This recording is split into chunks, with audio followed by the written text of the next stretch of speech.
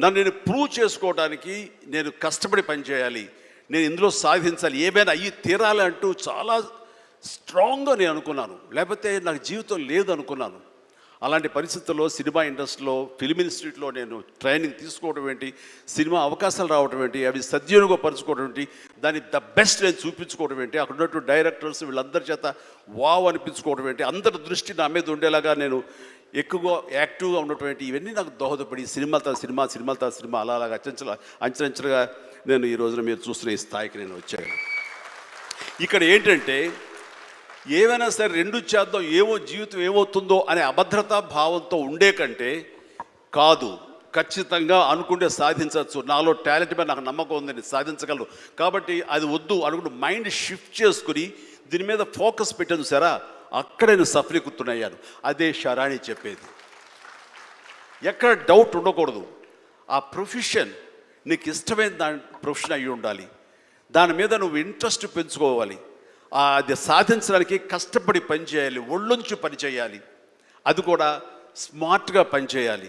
వీటన్నిటితో పాటు మన వ్యక్తిత్వం, మన బిహేవియరు, మన మంచితనం, ఇవన్నీ కూడా యాడెడ్ ఫ్లేవర్, అది చక్కటి అందాన్ని ఇస్తాయి నువ్వు వెళ్తున్న ఈ బాటలో. అది చాలా ఇంపార్టెంట్. చాలామంది అత్యున్నత స్థానానికి వెళ్ళిపోతుంటారు, కానీ క్యారెక్టర్ లేకపోతే వాళ్ళు ఎంత ఎత్తుకెళ్ళినా సరే సర్లే పెద్ద చేసేలే అని అంటారు. అది ఎంత లేదన్నా సరే ఆ క్యారెక్టర్ కూడా నీకు లేని అందాన్ని తీసుకొస్తుంది, నీ కష్టానికి మరింత అందం ద్విగుణీకృతం అవుతుంది, నీ ఫలితం కూడా అంత బాగా ఉంటుంది. కాబట్టి మైండ్ సెట్కి షిఫ్ట్ అనేది చాలా చాలా అవసరం. ఆ రకంగా శరాణి చేసినటువంటి ప్రయత్నం సఫలీకృతం అవుతుంది, చాలామంది రీచ్ అవుతుంది, చాలామంది లబ్ధిదారులు పొందుతారు. అండ్ చెప్పాలంటే మన నారా చంద్రబాబు నాయుడు గారు కూడా చిన్నతనం నుంచి, కాలేజీ రోజు నుంచి నాయకత్వ లక్షణాలతోటి అక్కడ నాయకుడిగా కాలేజీలో ఉంటూ అక్కడి నుంచి తనకి ఇష్టమని ఈ ఫీల్డ్లో రాణించాలి, నా రాష్ట్రానికి సేవలు చేయాలి, ఇక్కడ ఏమైనా సరే అవ్వాలి అనే అకుంఠిత దీక్షతో అయ్యారు.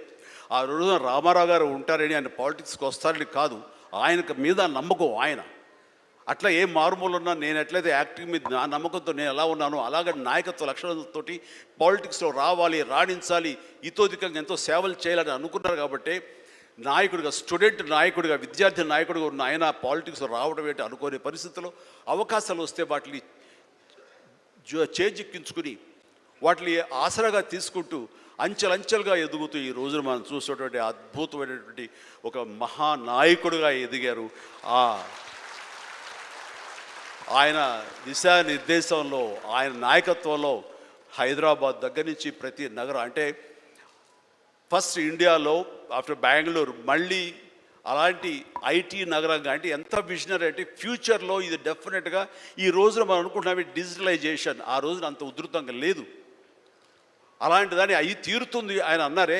ఆయన మైండ్ సెట్ ఆ రోజు అలా షిఫ్ట్ చేసుకుని దానికి కట్టుబడి ఉన్నారు. కాబట్టి ఈ రోజున ఐటీలో కానివ్వండి, అతను డిజిటలైజేషన్లో కానివ్వండి, ఇదిగో ఈ రోజున ఏఐలో కానివ్వండి, ఆ స్థాయికి వెళ్ళటానికి నాంది పలికినటువంటి పాయనీర్ మన చంద్రబాబు నాయుడు గారు. సో ఇలాంటి నాయకుల మైండ్ సెట్ షిఫ్ట్ అవ్వడం అన్నది ఎంతగా అభివృద్ధిలోకి ఎంత ఇదిగా ఉందో మనం తేటతెల్లంగా చూస్తున్నాం. కాబట్టి it's a wonderful subject, Sharni. I do appreciate. All the very best. Thank you so much, sir. One takeaway I can take from our conversation today is redefining obstacles as learning opportunities.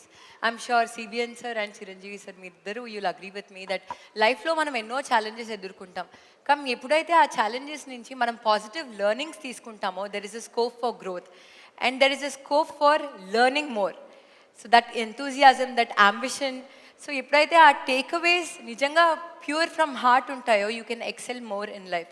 I think that's one takeaway that I have got from your conversation sir. So my next question is to you sir. So మనకు జనరల్గా పొద్దున్న లేచినప్పటి నుంచి night పడుకునే లోపల we have so many thoughts, positive and negative. కానీ one thought is enough to generate one task. So one thought నుంచి ఒక యాక్టివిటీ అన్నా టాస్క్ అన్నా ఉంటుంది. ఆ one activity are task if you follow it for 21 days it becomes a habit and that is called habit formation. So I want to know from you, do you have any thoughts that have transformed into habits, and if you do, how is it useful in your life? ఇక్కడ మనం అందరం కూడా తెలిసి కానీ తెలియకుండా కానీ కొన్ని leadership qualities buildup చేసుకుంటాం. ఇప్పుడే చిరంజీవి గారు చెప్పారు, ఆయన లైఫ్లో ఒక యాంబిషన్, అది ఒక సంకల్పం. ఆ సంకల్పమే నేను నటుడు కావాలి అనే సంకల్పం ఆయన మైండ్లో పడింది. అక్కడి నుంచి ఆయన జీవితంలో ఒక పాజిటివ్ మైండ్ సెట్ డెవలప్ చేసుకున్నాడు. ఎన్ని సవాళ్ళు వచ్చినా ఆయన గోల్ ఈ సెట్, ఆ గోల్ రీచ్ అయ్యే వరకు నిరంతరం పనిచేశాడు. ఒక మాటలో చెప్పాలంటే ఎన్టీ రామారావు గారు ఉన్నంత వరకు ఈయన ఒక స్థాయిలోకి వచ్చారు. ఎప్పుడైతే సినిమాలో నుంచి ఆయన రాజకీయాల్లోకి వచ్చారో ఈయన అక్కడి నుంచి ఆకాశం ఎత్తి ఎదిగే పరిస్థితికి వచ్చారు. అంటే దానికి కారణం ఏంటంటే ఒక మహానటుడు ఉన్నాడు, అప్పుడే నటుడుగా ఉన్నాడు. ఎన్టీ రామారావు గారు లేనప్పుడు చిరంజీవి గారి ఎవరి హీరోగా మహానటుడుగా తయారయ్యారంటే అది ఒక అవకాశం. ఇప్పుడు నేను కూడా ఉన్నాను. నేను రాజకీయ నాయకుడు కావాలనుకున్నాను. నేను యూనివర్సిటీ చదువుకుంటున్నాను. చదువుకున్నప్పుడు చాలా ఆలోచనలు వచ్చాయి, ఏం చేయాలి అనుకుని. చాలామంది నాకు సజెస్ట్ చేశారు, బాగా చదివితే ఐఏఎస్ అవుతామని. నేను అనుకున్నాను ఐఏఎస్ అయితే 10 మందిలో నేను ఒకడిని చెప్పి. మా వైస్ ఛాన్సలర్ పిలిచి లెక్చర్ పోస్ట్ ఇస్తాను, జాయిన్ అవుతారా అన్నాడు. I said no. ఏంటి కారణం అన్నా, నేను ఎమ్మెల్యేగా పోటీ చేస్తున్నాను, ఎమ్మెల్యేగా అవుతాను, తర్వాత వచ్చి మిమ్మల్ని కలుస్తానన్న. అంత నమ్మకం ఉందా అన్నాడు.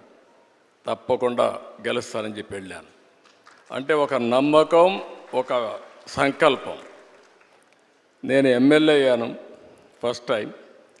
నేను మంత్రి కావాలనుకున్నాను. మంత్రి కావాలనుకుంటే చెన్నారెడ్డి గారు మాకు ముఖ్యమంత్రి. అప్పుడు చెన్నారెడ్డి తిరిగిపోయి నాకు మంత్రి పదవి ఇవ్వమని మా వాళ్ళందరూ అడిగారు. నన్ను చూసి పైకి కిందికి చూశాడు. ఎందుకంటే చెన్నారెడ్డి గారు ఎప్పుడు కూడా చాలా స్ట్రాంగ్గా ఉండేవాడు. పైకి కిందికి చూసి, నిన్నటి వరకు యూనివర్సిటీలో ఉన్న స్టూడెంట్గా ఇప్పుడే గెలిచి వచ్చావు, అప్పుడే నువ్వు మంత్రి అయిపోవాలనుకుంటున్నావు, ఇది ఎక్కడ న్యాయం అని చెప్పి కొంచెం ఇచ్చేసాడు. నేను అన్నా, నాకు మెరిట్ ఉంటే ఇవ్వండి, నేను ఎంఏ చదువుకున్నాను, పిహెచ్డి కూడా చేస్తూ వచ్చారు ఇక్కడికి, మెరిట్ ఉంటే ఇవ్వండి అని చెప్పేసి ఛాలెంజ్ చేసి వచ్చాను. 2 ఇయర్స్లో మంత్రి అయ్యాను. ఎందుకు నేను ఇవన్నీ చెప్తుందంటే, ఒక స్టెప్ మనం వేస్తే ఇంకొక స్టెప్ కలిసి వస్తుంది. ఒక పాజిటివ్ థింకింగ్, ఛాలెంజెస్ తీసుకుంటా ముందుకు పోతే ఇంకోటి కలిసి వస్తుంది. నేను మంత్రి అయ్యాను, సినిమా ఇండస్ట్రీ మంత్రి అయ్యాను.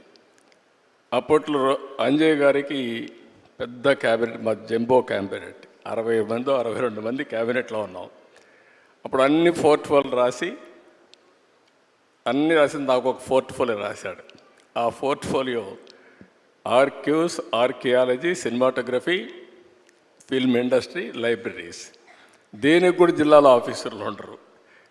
నేను ఈ పోర్ట్ఫోలియో లాభం లేదనుకుంటే నేను రాణించేవాడిని కాదు. నేను దాన్ని సవాలుగా తీసుకొని పనిచేస్తూ వచ్చాను. అప్పుడు మా సినిమా వాళ్ళందరూ కూడా వచ్చేవాళ్ళు. అప్పుడు ఎన్టీ రామారావు గారిని కలవాలని మా జయకృష్ణ గారికి చెప్తే ఎన్టీ రామారావు గారిని కలిశారు. ఎన్టీ రామారావు గారిని కలిసిన తర్వాత నా మ్యారేజ్ ప్రపోజల్స్ ఆయనే పంపించాడు. అంటే ఒక్కొక్కసారి, అందుకే నేను చెప్పాను చిరంజీవి గారికి కానీ మాకు కానీ, చిరంజీవి గారు ఒక సాధారణ కుటుంబంలో వచ్చారు. సినిమా అంటే తెలియదు ఆయనకు అప్పటికి, సినిమాలో ఎవరు లేరు. కానీ సంకల్పం అనేది చాలా, ఈయనకే కాకుండా ఎన్టీఆర్ కూడా అంతే. ఎన్టీఆర్ చిన్నప్పుడు ఆయన జీవితం చూస్తే కష్టపడే పైకి వచ్చాడు. ఒకరోజు ఆయన ఒక స్టోరీ చెప్పాడు నాకు. విజయవాడలో ఉండేవాడు, చదువు కోసం వాళ్ళ గ్రాండ్ మదర్ని తీసుకొచ్చి, చదువు కోసం ఆవిడ వచ్చి ఒక పూరిల్లు, సెంటర్లో ఒక పోలు, ఒక గుడిసేసుకొని ఇక్కడ ఉండేవాళ్ళు. రాత్రి వర్షం వచ్చింది. వర్షం వస్తే గాలి కూడా, ఇక్కడ అప్పుడప్పుడు తుఫాన్లు వస్తాడు, గాలి కూడా కొట్టింది. ఆ ఇల్లు పడిపోతే ఇల్లు లేదు. రాత్రంతా ఆ పోల్ పట్టుకొని కూర్చున్నాడు. మార్నింగ్ వరకు నిలబెట్టుకున్నాడు. అంటే ఒక మనిషి యొక్క దృఢ సంకల్పం ఏ విధంగా పనిచేస్తుందో వారి జీవితమే ఒక ఉదాహరణ. అది ఆయన జీవితంలో జరిగిన నిజమైన సంఘటనలు ఇలాంటివి చూస్తే ఒక సంకల్పంతో ముందుకు పోయారు. అందుకే ఇప్పుడు కాదు, రేపు కాదు, ఎప్పటికైనా సరే చిరంజీవి గారికి ఉండే పేరు చిరంజీవి గారికి ఉంది.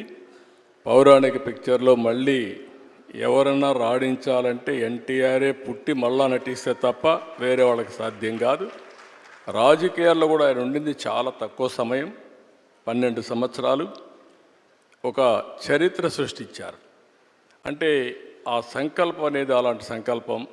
అందుకని మీరు చెప్పినప్పుడు అందరికి కూడా ఒకటే నేను విజ్ఞప్తి చేస్తున్నా, పాజిటివ్ థింకింగ్ ఈజ్ ఇంపార్టెంట్. ప్రతి ఒక్క వ్యక్తికి ఛాలెంజెస్ రాకుండా ఉండవు, లైఫ్లో క్రైసిస్ రాకుండా ఉండవు. నాకైతే నా జీవితంలో దేశంలో ఏ రాజకీయ నాయకుడు ఫేస్ చేయలేని క్రైసిస్ ఫేస్ చేశా. ప్రతి ఒక్క సంక్షోభాన్ని ఒక అవకాశంగా తీసుకున్నా, అక్కడి నుంచి ఇంకా పైకి లేసి వచ్చాను తప్ప ఎక్కడా ధైర్యపడలేదు. అలాంటి చేయగలిగితే ఆకాశమే హద్దుగా ఎదిగే పరిస్థితి వస్తుంది. ఒక మహాత్మా గాంధీ,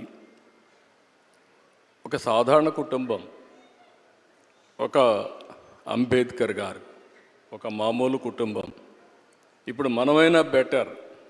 అంబేద్కర్ గారిని చూస్తే అంటరానితనం, చాలా అవమానాలు అన్ని భరించి కడాన జీవితంలో మీరు చూస్తే ఒక రాజ్యాంగాన్ని రాసి చిరస్థాయిగా భావితరాలకు ఆదర్శంగా ఉండిపోయే పరిస్థితికి వచ్చారంటే అది ఆయన యొక్క మైండ్ సెట్, ఆయన అవలంబించిన విధానం. ఇలాంటి చెప్పుకుంటూ పోతే అబ్దుల్ కలాంను మొన్నే చూసాం. ఒక ఆర్డినరీ పర్సన్, ఒక ఎక్స్ట్రాడినరీ మైండ్ సెట్తో ముందుకు పోయాడు. దేశం మెచ్చే అధ్యక్షుడయ్యే పరిస్థితికి వచ్చాడు. I'm very happy. ఛాలెంజెస్ వస్తూ ఉంటాయి. ఇక్కడ కూడా నారాయణ ఇన్స్టిట్యూట్ చూస్తున్నాను. ఎవ్రీ ఛాలెంజ్ని ఒక ఆపర్చునిటీగా కన్వర్ట్ చేసుకుంటున్నారు. And you are growing further and further. I'm very happy for that. Thank you so much, sir. Your life has always been an inspiration and there's so much to take away. So one last question, sir. మీరు ఈరోజు సెక్రటేరియట్లో you have conducted orientation session